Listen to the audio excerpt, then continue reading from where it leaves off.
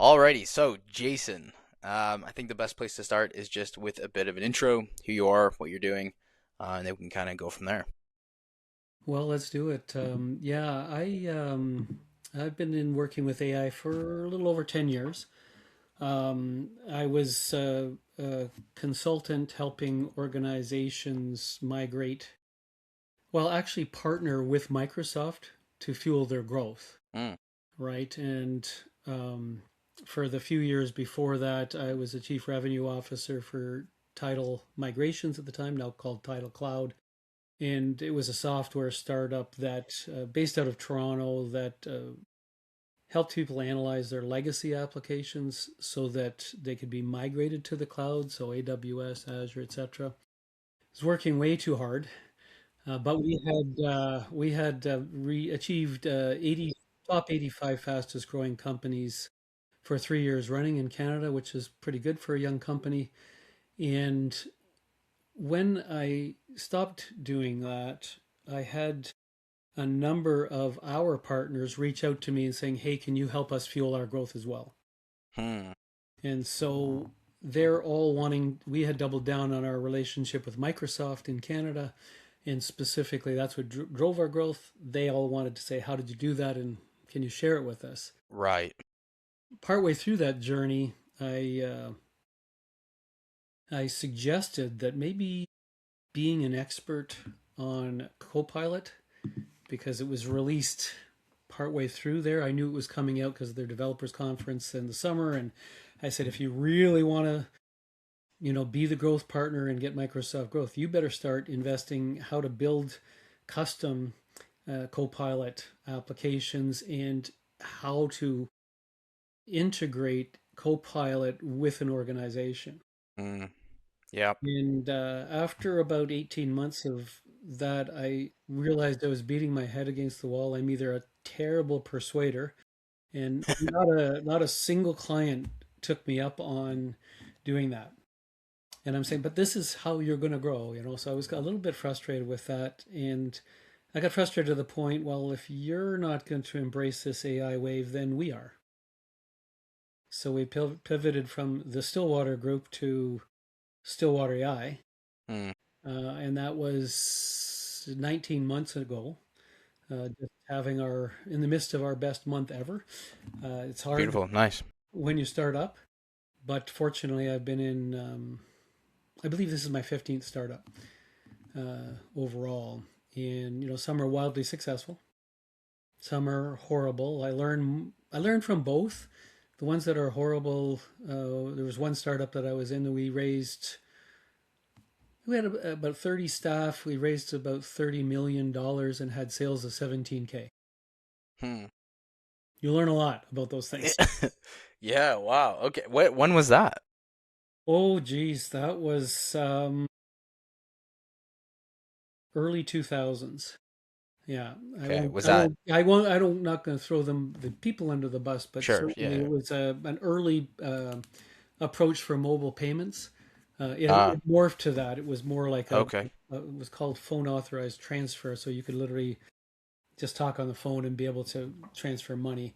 Um, then Interac came out, and Interac, we were saying, how can you use this on a mobile phone?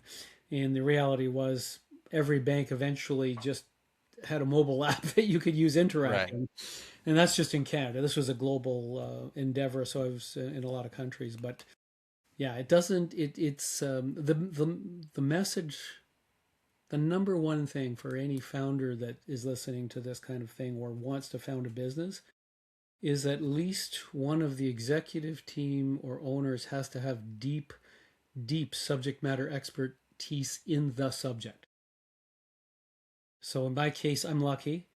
I've been, ever since DeepMind was acquired by Google and they were talking about, machine learning and neural networks and things like that. That's when I started to get involved and interested in this subject. So in this case, I'm the one with that expertise as opposed to, having to get somebody on that. But in other organizations I've been with, I made sure that one of the executive team had that fantastic expertise. Like Title Migrations, our CEO had done this. knew how to do everything, and it was just fabulous in terms of how we were able to grow, how we were able to talk Mm, to customers. mm, In that failed example, it was more of a, hey, if we only had a quarter of a cent from every transaction that went through a mobile transaction, we'd be Visa, we'd be MasterCard, we'd be Amex, etc. And it's a great business model. I mean, just look at Stripe, and so that desire to have a profitable outcome was not in line with solving a pain point. You always talk about two different types of startup ideas. One is you need aspirin for it because it solves pain. And the other one is rainbows. People will pay more for to solve pain than they will for the promise of something better, yeah. right? It's not about the rainbow thing and I'm going to be guys, I'm that much stronger, or I'm going to lose 4 inches of belly fat. The pain is I want to lose the 4 inches of belly fat. I know I'm going to look better. That's Yep. going to be gone versus I'm going to be that much stronger. Well, if you're not using that strength for anything, okay, so you're stronger. Yeah. It's like, Yeah. wow, that's cool. I can hang from gymnastics rings for 4 minutes. Yeah. For no, no, for Right? sure. It's like Yep. I think of it that way. Yeah. When I'm staying fit so I can play hockey. I'm staying fit so I can ski, as opposed to staying fit just to stay fit. Yeah, that's right. That's right. Yeah, it's amazing how like human psychology, right? It applies not only to sales and marketing, but just from the core offer perspective of what you're trying to sell.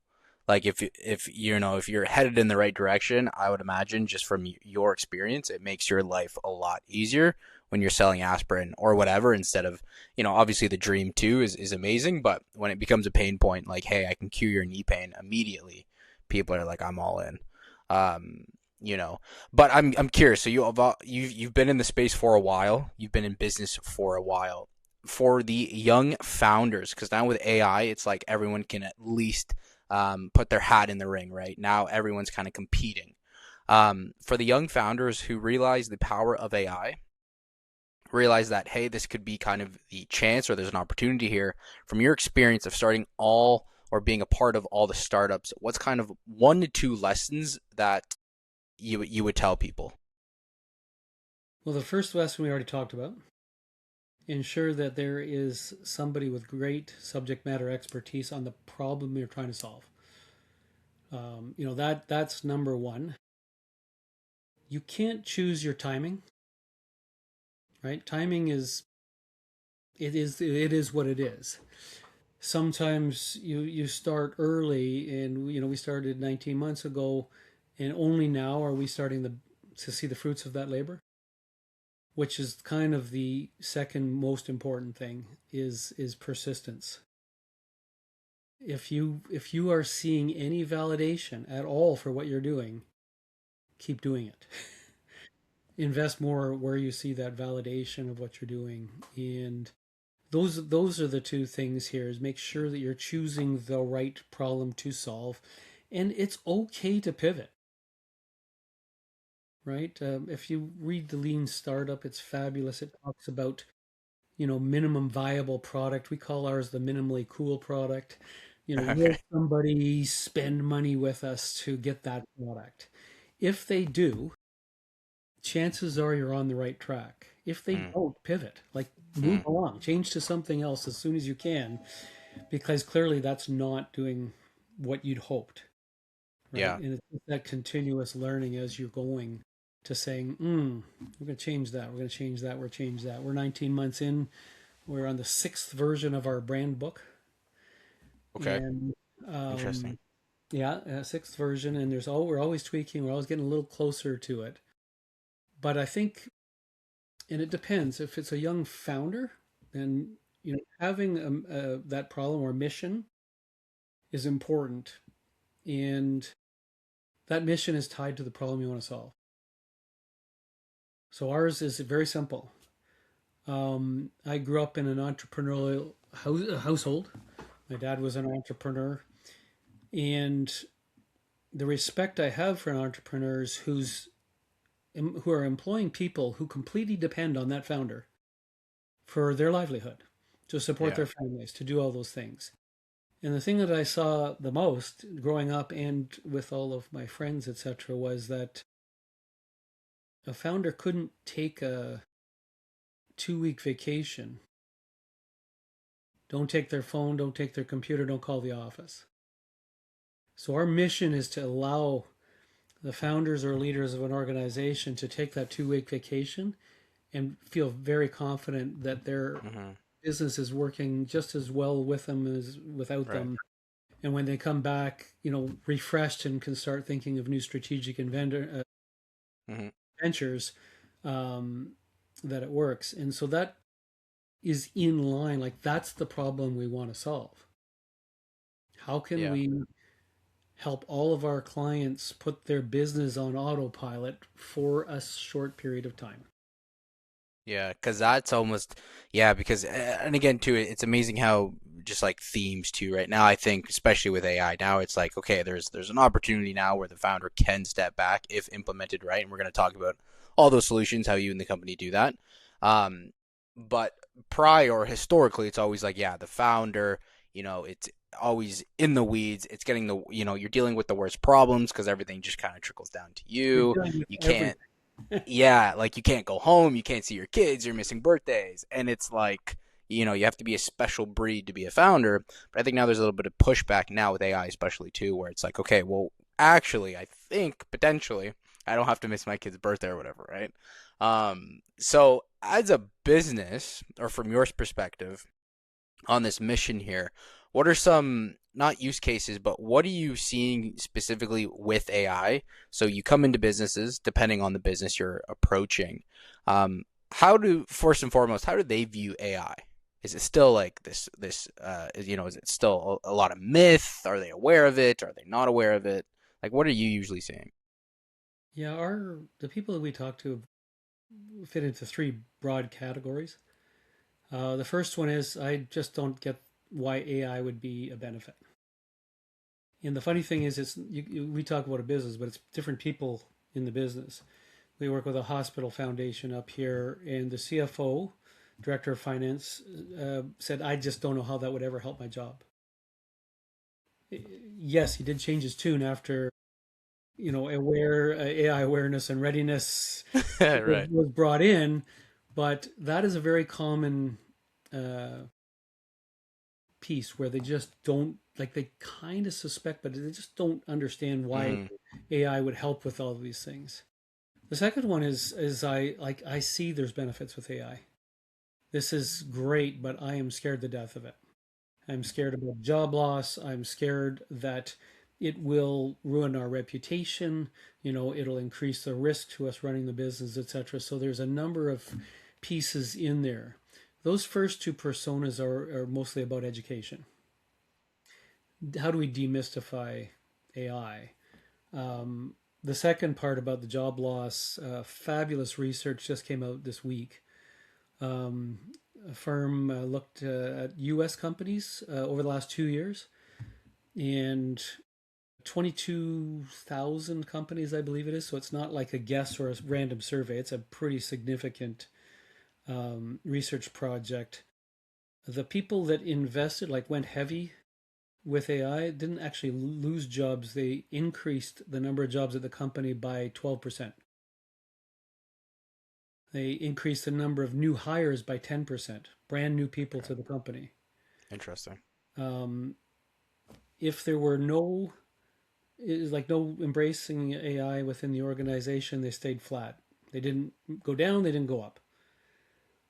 And the thing that I think is depending on the type of organization you have and the type of customer you have, smaller companies return on that. They're like smaller companies in general are represent far less of the people that invested in AI. The smaller the company, the less time chance they invested in AI. Right. Those that did had a way better return than any of the companies, like the other Mm. big companies, etc., that invested in the AI. So that information is gold because it's basically I'm growing, I'm creating jobs, I'm Yeah. growing my revenue. When you double down on this, I do believe you have to double down the right way. But the third persona is the organization says, I absolutely love AI. I get where all the benefits are coming. I have no idea where to start. And How? Yeah. Let me not to cut you off. This is great. How often the time do you experience that side where it's kind of just like, yes, we need your help, kind of. it's an interesting thing because our research would be biased. If we're doing a public event, we did one in Bracebridge, Ontario on how to ask AI better and how to get found first with AI as opposed to like a Google search. Um, I would say every single person in there said, I get it. I want to know how to be better at this thing. I'm not afraid. But that's the people that didn't attend that are the people that fit in those other two personas, which is the problem. So that's why I'm saying we're biased. Who do we see most? Yes, 100%. We see the people that said, yeah. There are occasion when we're doing larger presentations where people are saying, oh, that's actually really relevant to me. So there was a session back in November with all of the hospital foundations in Ontario. Um, we already had a foundation customer. They asked us to speak at this thing. We spoke at this thing. And from November to now, we have one more foundation that is working with us and another one that's going to be working later this month. So out of the 47, 48 different hospitals that were represented there, the foundations, only those two. So I would imagine whether while they got an education, most of those people fit into the first two camps. But a couple of them said, "No, no, I get it. We have to do this." Yeah. And so they Yes. it does result there. So I think that's probably more representative of to what's out there. We're very early into this at tidal migrations. We said a rising tide floats all boats. There's lots of opportunity for many, many AI services organizations to be in the business because what's it, 95% of businesses need this help Yeah. and aren't, Yeah. Yeah. aren't using it, right? Right. Yes, exactly. Talking about that one bucket there, right, where majority of people are just miseducated, and whether they're busy or just their time, they don't have time, right, to kind of dive into this. Nor it can be from, I mean, from the outside looking in, it seems pretty complicated, right? It's like I'm dealing with these 100%. models, I don't know how all this works. There's companies, and it's just like you know what, I humans being humans, I might as well just push back and just keep doing what I'm doing, right? Yeah, yeah, Um, yeah. Unfortunately, that's not the best way to go about it. That's why we have, you doing your services here. So let me ask you this, and then we'll kind of dive into your business and how you approach all of this. The first bucket, the bucket that they're hesitant, they don't know too much. Um, how do you approach those individuals? Is it through the marketing you're currently doing, through providing information? How do you kind of see it when it comes to like a marketing funnel? That's a great question. And you have to be a little draconian in your approach in that you've got to really focus. So at the beginning, you're trying to find the last bucket because their decision is very short and they know they need to move and you need to figure out how to help them get to that point. For the previous two buckets, it's education, but the education comes in multiple formats. Sometimes it's a LinkedIn post or an alignable reach out or email outreach. It could be an Instagram, get that graphic right and say what I was just talking about in terms of the latest employment Mm, impact of AI. I think people that would demystify it for a lot of people said, yeah, I want to grow. Those are the right. people that fit in there because it does solve the typical business problems, increase revenue, decrease cost, improve productivity, increase compliance. Those are kind of the four big ones that need to be done. And so it is a constant education because the people that are you are reaching out to now, a year from now become your client. Mm. And so you think about that's top of the funnel from a sales perspective or a marketing perspective. That education, education, education. Oh, that's an interesting white paper. I'm engaged. I'm getting a little bit more interested in the way those type of things work. I want to know more. And most of them, like we said in the last bucket, have you seen the movie Everything Everywhere All at Once? Maybe not. No. It's super hectic. Like you just wonder what is going on in the entire movie. Okay. It's just chaotic, and that's the way people are seeing it. It's like, oh, like where do I start here? Yeah. Overwhelm. And so the first two categories of people that are just don't know the benefits, that's providing actual proof of benefits. Here is Mm. a case study of this particular organization, what we did. The second one is really much more of an education perspective. So oftentimes it's good to provide, we call it AI awareness and readiness. It involves training, it involves communication, it involves how to lead a people first AI powered company, what questions to ask so that your staff start to Mm. adopt it properly. And then how do I figure out where to start? Like, where should I build this? Like, what should I build first? All of that, the first two parts are is still part of education. Understanding how to mitigate risk. Do I have an AI policy in place?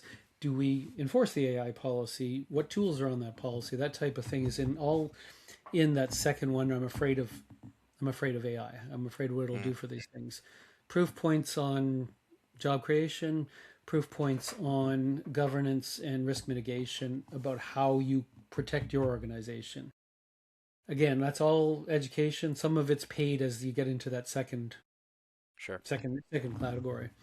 The third category is helping people understand from a business perspective, where do I start? So we often talk about through the AI awareness and readiness, you're going to see a 10% productivity boost individually, and then as they collaborate, you'll get to like a 15% productivity boost across all the people that are using it. So oftentimes, if I go into a manufacturing facility, they might, out of 200 staff, only have 30 people in the office. Where that benefit comes to is those 30, right? There might be some cases out on the plant floor, Right. but generally the big benefits are those 30 people. So it's not, 10 to 15% productivity across 200 people, it's across 30. Right. But Yeah. you look at that investment and the return is great if that productivity savings, that 4 to 6 hours a week, is then turned to the right things, high value projects, etc. Sure. Hmm. And so that third piece is you need to get educated that, and where you see the flywheel effect is identifying certain processes. So before we were talking general across the business, if you're looking at a specific process of like for the foundation, they needed to enrich their prospective donors profiles so that when they had a meeting with them, they had a much better chance of getting them to donate because they know them, they're friendly, they're people. People are always selling to people. That's never going to change. In person is even better than over like we're doing now. Um, and so that second wave where you're looking at the individual processes, we're seeing productivity gains of 40 to 95%. That enrichment process was 95%. It was taking them between 4.5 to 7.5 hours a day to an individual to physically research the web, go down all the rabbit holes, pull out information, and put it in their CRM. Mm. That was a lot of work. Now it takes Yeah. 15, right? Right. 15 minutes, but there's still a human in the loop approving all the Sure. things that end up in the CRM. But another, like, we've got a staffing firm that needs to process weekly timesheets that come in every form known to man, like handwritten on the back of a cigarette pack, that kind of thing. Um, that's a very complex AI powered assistant that solves that problem, but it is saving them between four people, about 40 hours a week, Hmm. um, which, if you think about it, is a full time employee. So, yes, they could do the same volume with one less. There's four people in that organization that do this work, and they could do it. But they said, oh, well, hang on. Why don't we just do three times the volume? So they're changed their focus from solving an administrative issue to okay, I need AI to help me get found first with AI search. Yeah. I need it to automate my content creation. I need to, you know, understand from a sentiment analysis where they are in this funnel so that they're getting the appropriate content for that particular where they are in the buyer's journey. Yeah. Yeah. Yeah. Yeah. Okay. Yeah, that makes sense. That makes a lot of sense. Now, from to like with your business 19 months in, where have you found it to work really well, AI? And where have you found like we're not there just yet, or it's really gonna take like like you gave some examples there where some's easy, some are hard. Have you had some or have you had some experiences where you're like, you know what, we're just not there yet? Um, what would you say? Yeah, yeah, we have both sides. I think okay, I'll like, yeah, this is really concise. If the organization did not invest in the awareness and readiness component and just had something built, they have no foundation about why this is even working for them, Right. right? And in that, we often talk about how do you ask AI to get the right information and how do you ground all of that information uh, so that the context and your response from AI is really good. So we've been in a lot of those organizations where, yes, they've got a great AI powered assistant, right? But there are, I'll use the staffing firm as an example. Um, that was the payroll department. There's four people plus a manager, right?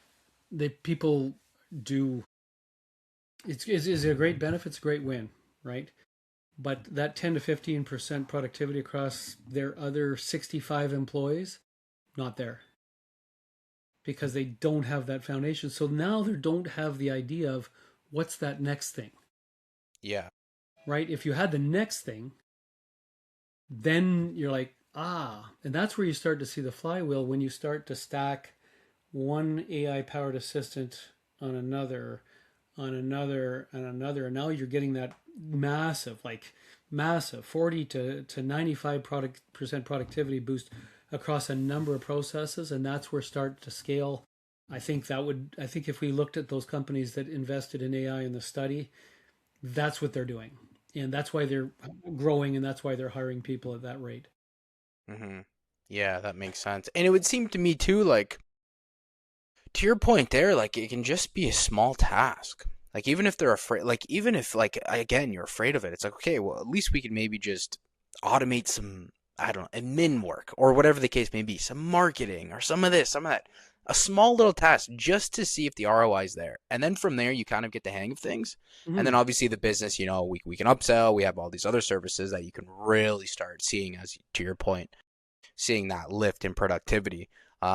Or again, instead of having the mentality of, wow, AI is going to help us reduce costs by laying off people, instead we can actually move further and get more out of it, right? So we can actually start to hire more people.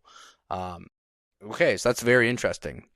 Now, from a client perspective, right? If we're just starting out, the founders out there, what would be your best advice to get clients? Because obviously there's businesses everywhere.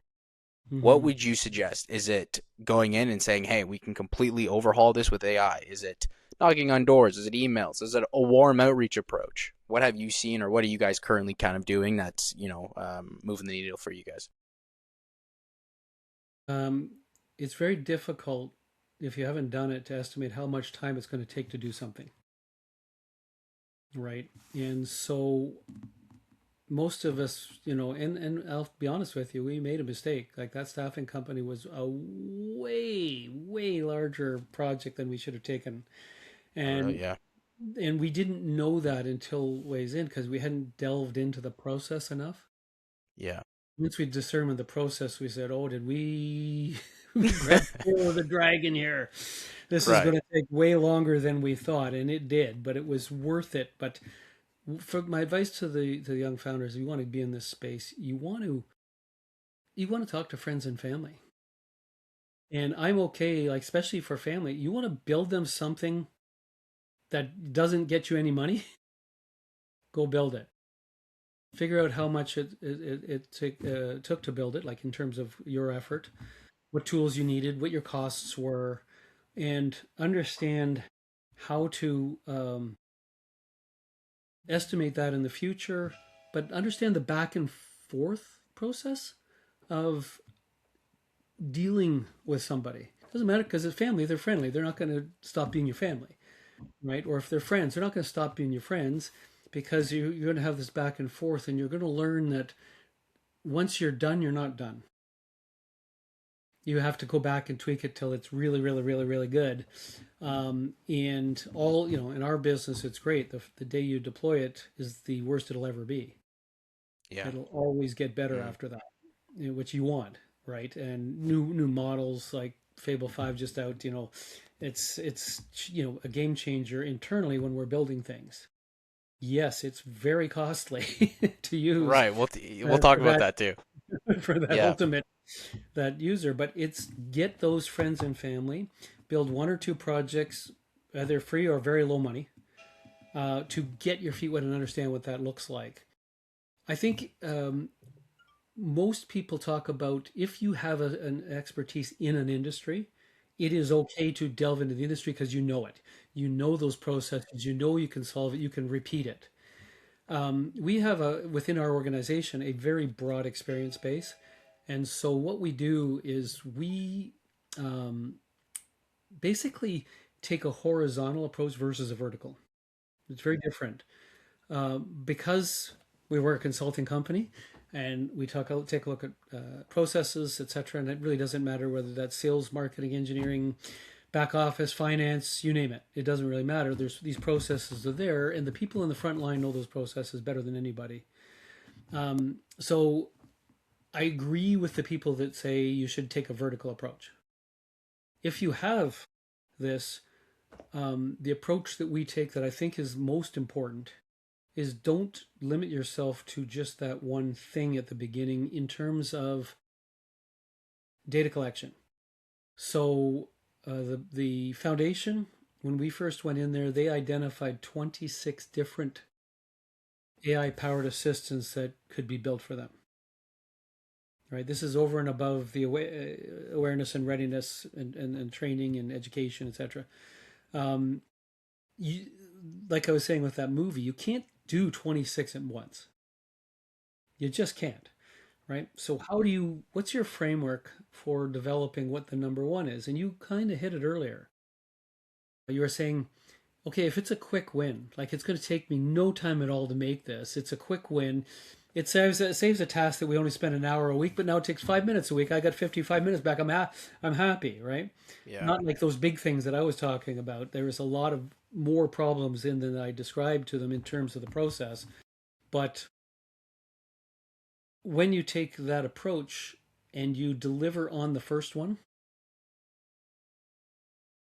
wow, look at this ROI. Prove the ROI. Prove the fact that it's saving this much time. Okay, should we start on the second one? Hmm. Second one is delivered. Should we start on the third one? Yeah. Should we start on the fourth one? Here is a small 8-person firm. By the way, when we did our workshop and then talked about, we consolidated that down because sometimes there's overlap and consolidated. We got down to 19 different assistants. But that's 19 different assistants for an 8-person organization over several years. Right. Nothing wrong with that, right? Yeah. So it gives you longevity.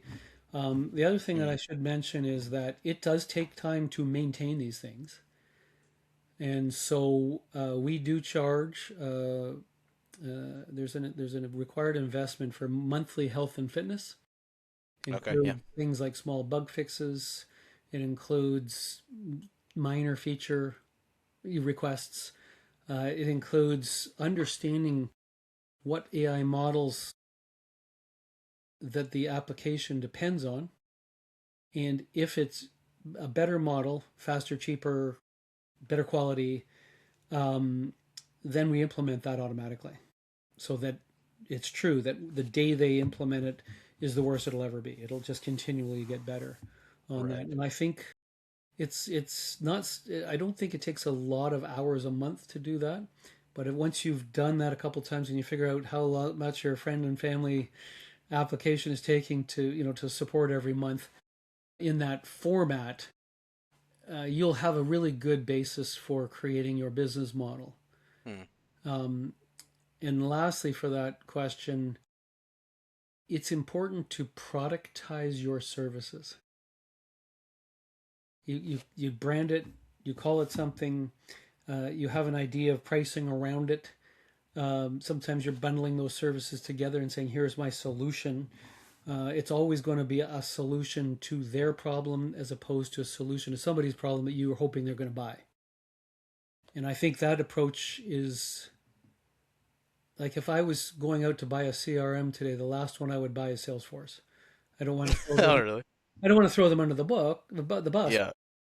Like there were so many things that you want to do with Salesforce that are provided by third party partners that your costs get out of control and it gets very unwieldy to manage. Whereas what AI allows you to do is everybody can have their custom software as a service. We're 85% done building our own CRM. Mm, okay. From Yes. Yeah. most people would say not to do that. Would I, Riverside FM, this platform that we're talking on, would I try and do that internal? No. This is where you buy a software as a service. It's really useful. It works flawlessly, and you just do it. Whereas most software as a service are designed for one firm, and now you're hoping every other firm that's in that business changes their process to fit your software. And I believe that the opportunity for all of the founders today is saying, no, let's make the software fit your process. The exact opposite of that. And oh, Yeah. by the way, it's cheaper. And no, there's no per month cost for that. It's a one-time investment, and then the health and fitness. You're far better off. You've got a fixed cost. It doesn't matter. You add 20 more people, so be it. Hmm. And that's where I see it. Especially, yes. No, well said. Well said. Especially too with how cheap and just kind of the dive of price each and every day, every month, every year with these AI models. Like it's only going to like zero, right? Um, so Unless you yeah, use like Spotify. yeah, yes, yeah. So like when you have the tools to build anything, right, you can build many things. And to your point, instead of basically fitting your business, that just flip the script and say, hey, how do we actually make it fit for us? Instead of, yeah, using a CRM and then you have to think about API or third party tools to make it work for your thing. Instead, flip it and be like, this is way easier, right? And then that gets to the point, do you know how to build out or whatever? Mm-hmm. But yeah, things are changing and things are changing very fast. Like for a lot of these SaaS companies, it's a little scary. Like you even see it in their stock price, right? It's a It's a little lot scary, scary. you know. Yeah. So they're trying to run faster than AI is currently, and I'm always interested to see how things play out and not. But when it comes to specifically for models, um, when you onboard a client or whatever, what's your perspective with models? Uh, Share what you're using. Do you bias towards anything, or is it you know? That's a great question. And we have continued to evolve since we started. Um, we we do, like, if you think of, let's say, five organizations out there that OpenAI, Anthropic, Google, Perplexity, and X. At different times, we'll use all of their models, but everybody really thinks about that as a chat interface most of the time. That's what you're talking about. There's maybe sometimes, like there's Sonnet and Fable and Opus, all from Anthropic. But again, that's three or four models. What are they good at? What are they good for? We have access to over 400 models. And an example, there's 25 different models within that staffing companies' solution. Some are really good at reading images with OCR. Some are cheap and fast because it's a really quick logic decision, right? And then some, when I was creating the instructions to build our own internal proposal generator, I want to get it unbelievably comprehensive and I want it right the first time. And so I'll give it to Fable. It'll cost me, it'll blow through all my tokens and I'll be not using it within an hour, but it was worth it to me to get that quality of response as quickly as possible. So there are some things that are voice centric, some things that understand different languages and the sentiment under those languages, not just a raw translation. Like Cohere, Canadian LLM is a fantastic one. I think they have 110 languages with the sentiment in there, which is really cool.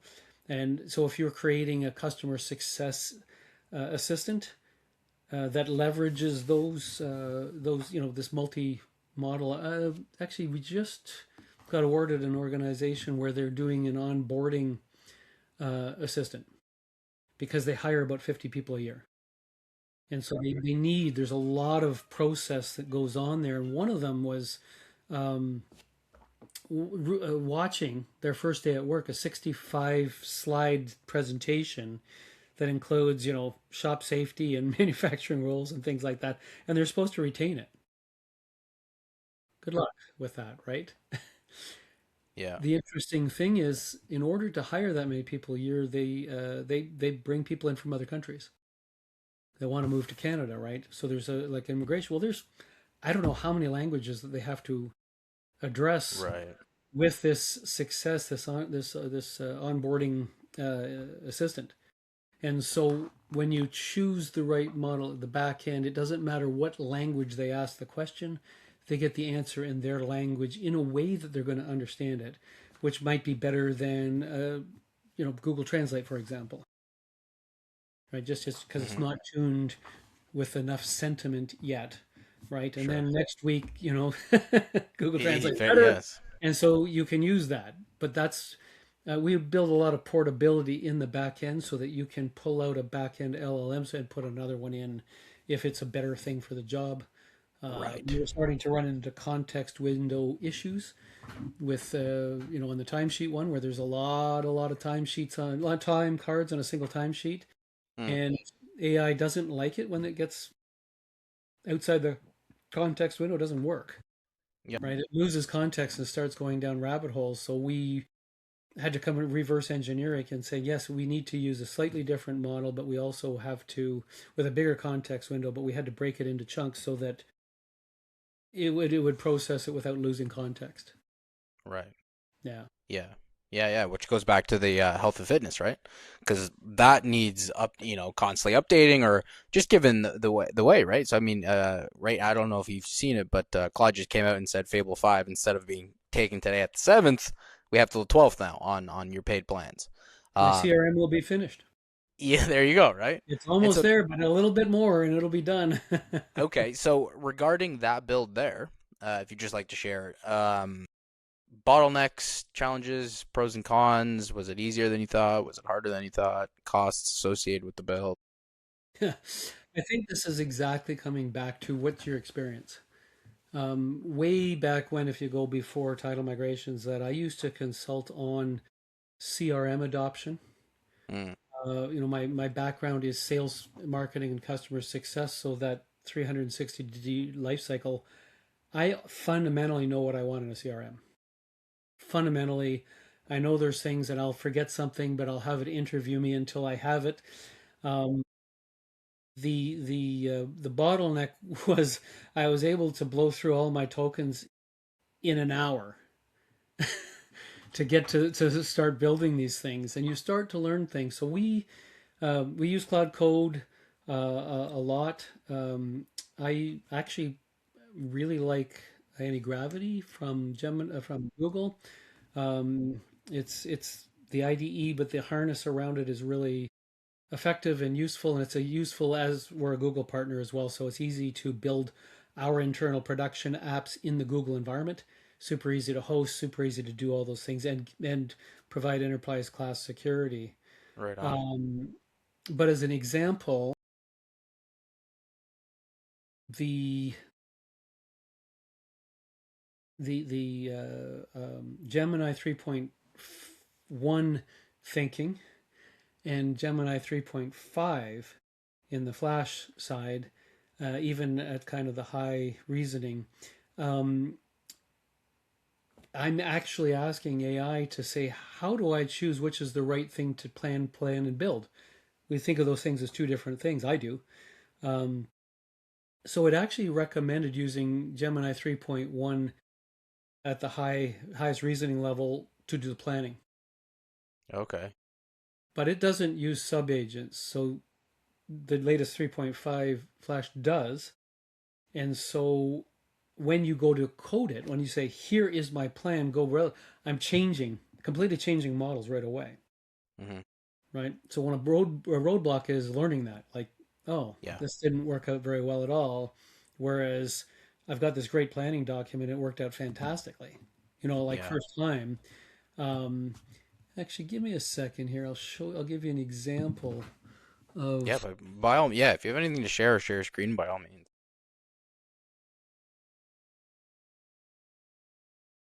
Let me see if tell me if that came up okay. Yes. When customers ask AI, yes, that I can see that. So this will be free on our site Okay. later this week, um, and it's an example of being able to get to end of job quickly based on what I just described with you. Here, it'll be available at stillwater.ai/findmeai. Link will be down below anyone. Yeah, we'll link that in the show notes anyways. Um, perfect. Okay. And so, you see our mascot there, Justin Beaver. Um, what people need to do is, in order to fix how you're found by AI, you need to know how AI sees you now. And so if you run my free audit in here, it will ask, some information. Fortunately, I've got some of this, uh, all based in here right now. And I think, yeah, so our website's in there, and this is a little humbling. I don't know if it'll actually be done. It also asks, does the founder have a LinkedIn profile? This Mm, is an important thing, and being fine with it. But we'll do our own, and I can run my audit. And what it's doing is looking at our website. It is looking for citations, etc. But instead of you having to do this as an individual, there's 5 questions you need to ask AI.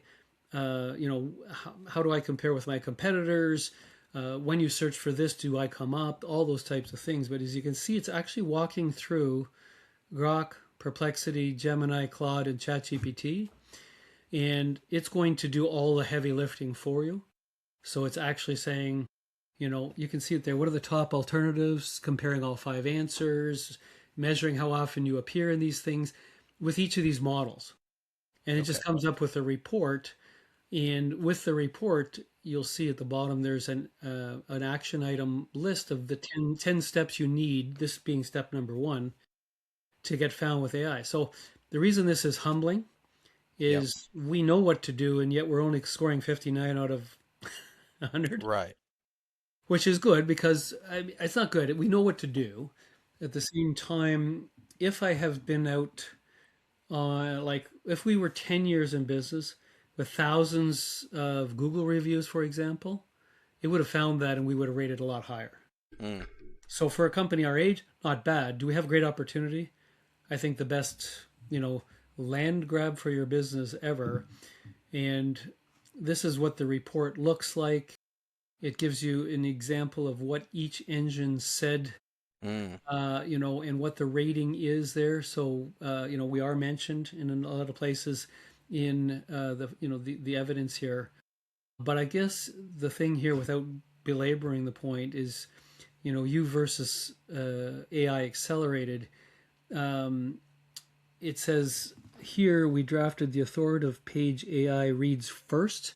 What this does is you need to have a web page structured in a particular way to get found by the AI engines. And that's what, this document does, right?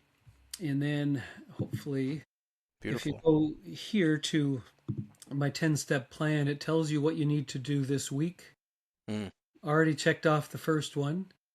Get rid of the blockers that are blocking bots from scraping your site. You want those.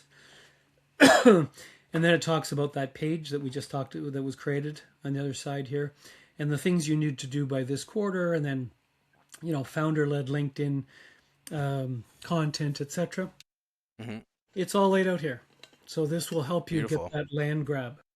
Okay. Now, for the people listening who don't necessarily understand the importance of AEO, um, or maybe AI being the future or whatever, what would be your kind of thesis or your talking point for why people need to be at least optimizing for AEO, not necessarily Google searching? Yeah, we did this before, and it's not like you don't want to turn off your Google search for all those people that are still using it, right?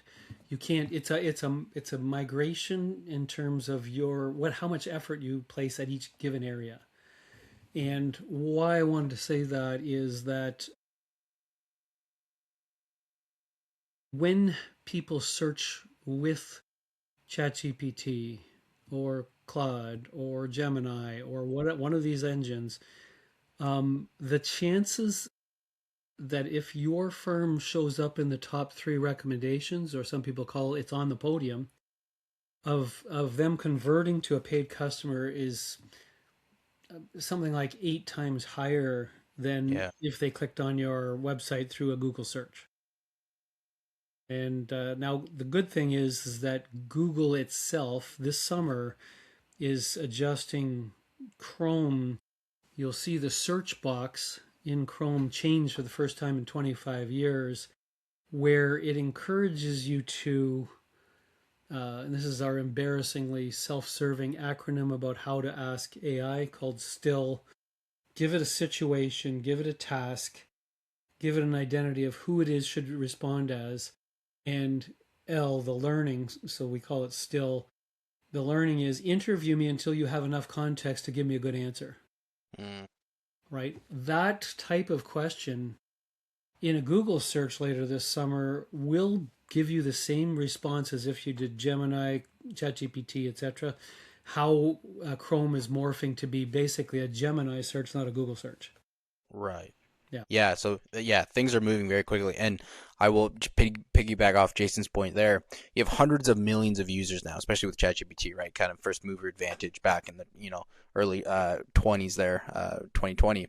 Hundreds of millions of users now. So, and again, we're still so early where most businesses are still trying to optimize for Google search. Now, obviously, you want to do that, and they kind of work hand in hand a little bit. Um, but for your ability and the cost you're going to see, like how cheap it is, especially right now. This is like early Facebook days, right? When you put out your old Facebook and you'd have to spend a few dollars to get clicks, right? Um, so you have all these people, all the attention, right? Gary Vee would say attention arbitrage at this point. You have all this attention, and so if you can get ranked, and if you go through this process here that Jason's showing you, again, link down below, you have a great opportunity of not only just being ranked top with these LLMs, but to Jason's point as well, the intent, because it's very intent-based search traffic, where you have a very high multiple of them going through and actually purchasing your product, right? This is not interruption based, which is kind of Facebook advertising.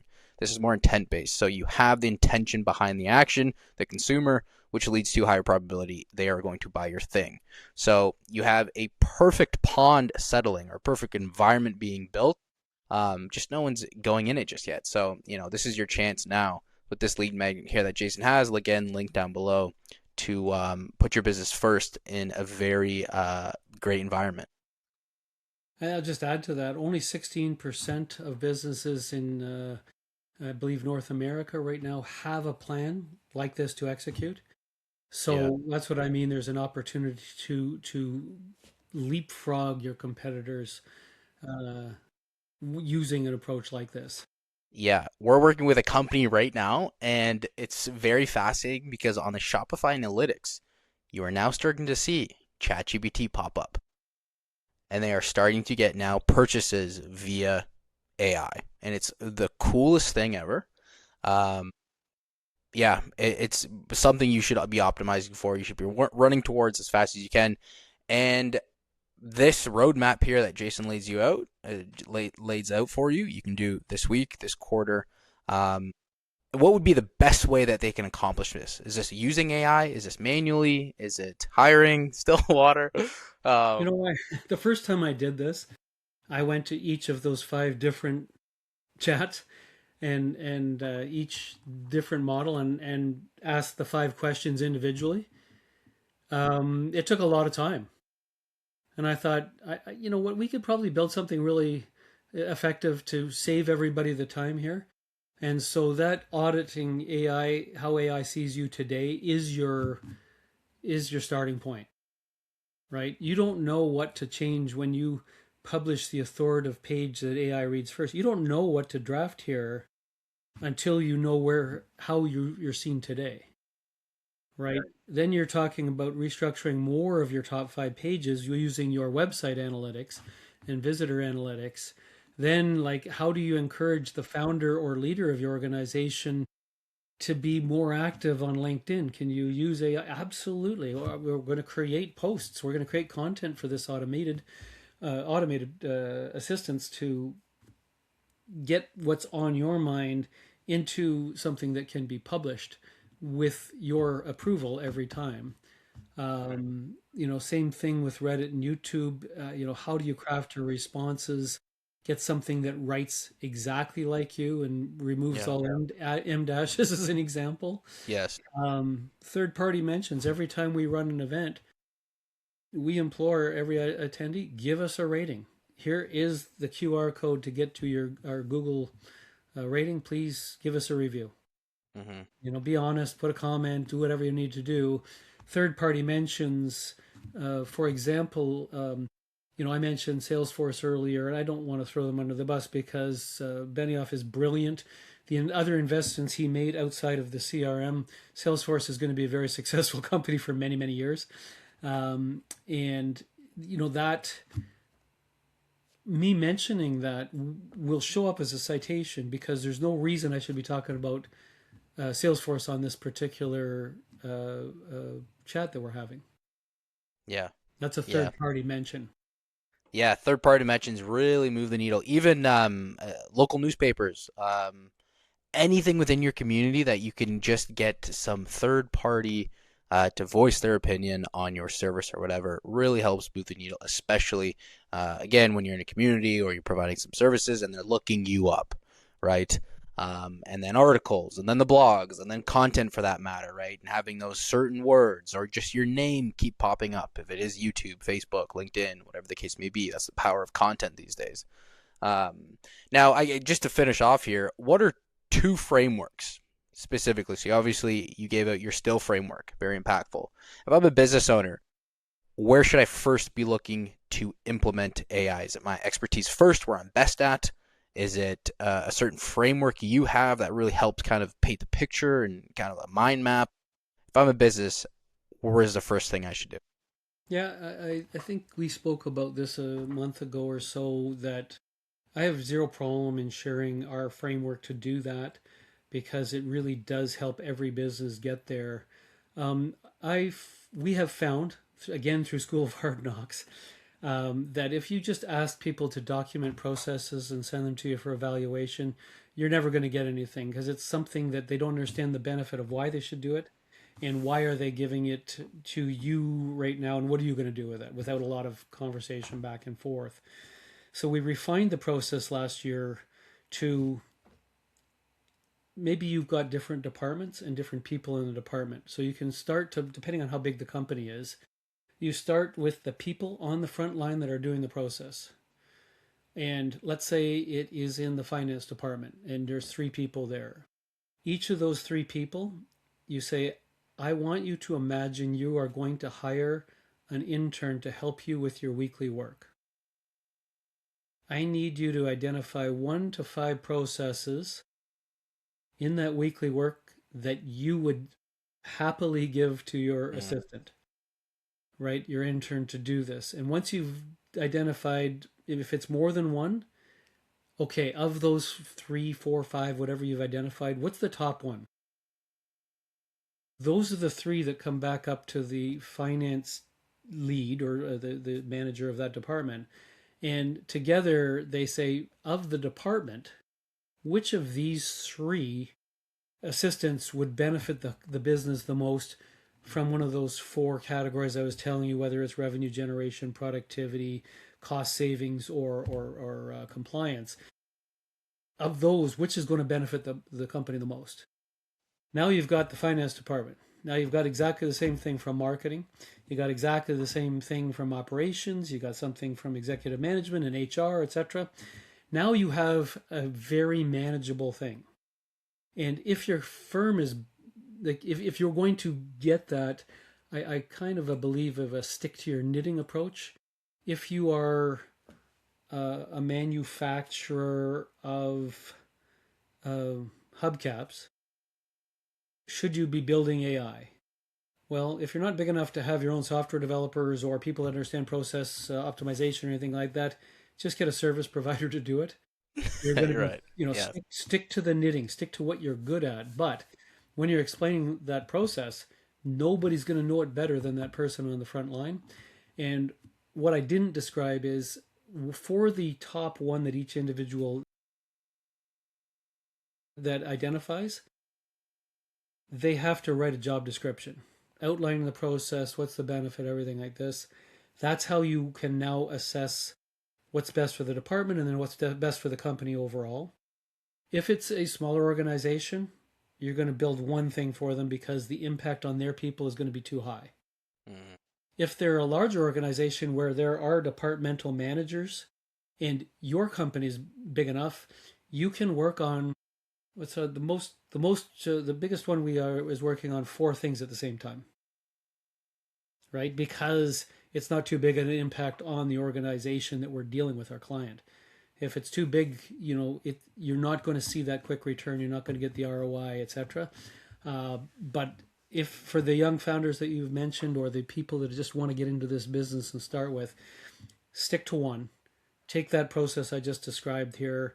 Yes, you can use AI and write things like we have to evaluate that process, create a great report, and come back to them in the workshop. And then that's the starting point. You have a conversation with everybody that is involved, and together agree what's the place to start. Now you have the basis and the process necessary to be able to provide a mm. proposal and a solution to their problem that includes that upfront investment plus, the ongoing maintenance investments.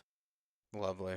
Yeah. Be collaborative, not competitive, when it comes to this type of stuff and grow that pipeline and do the lead magnet. All right. Jason, where can they find you? I used to say LinkedIn all the time. I would say that the best, I don't do the social media as much as I'd like, but info@stillwater.ai and call me out because yeah, it's a group email. But if you mention me, it gets routed to me right away. And uh, you know, we've got a phone number. Perfect. A what? A what? That's Right? right. Yeah, Three, for sure. 365-747-5066. You want to call? Call. Right? Our motto is thrive with human first AI. We want to talk to people, whether it's in person, face to face, over the phone. We find that you get much faster answers there, and we haven't been able to create Coach Val to the point where Coach Val can answer all those questions exactly as us. Mm, So that'll be our incoming voice assistant that can answer all those questions, schedule meetings, etc. yeah, Going down the road, there's some new APIs that just came out in the last month that will probably allow for a very normal conversation like we're having. beautiful. Yeah, it's coming. It's coming. And I mean, to anyone out there, if it's not there just yet, like again, this space is improving day by day. So if it's not here just yet, give it a few months, and you'll be shocked where things are and what you can now build, or whatever you want to do. World's your oyster, as they say.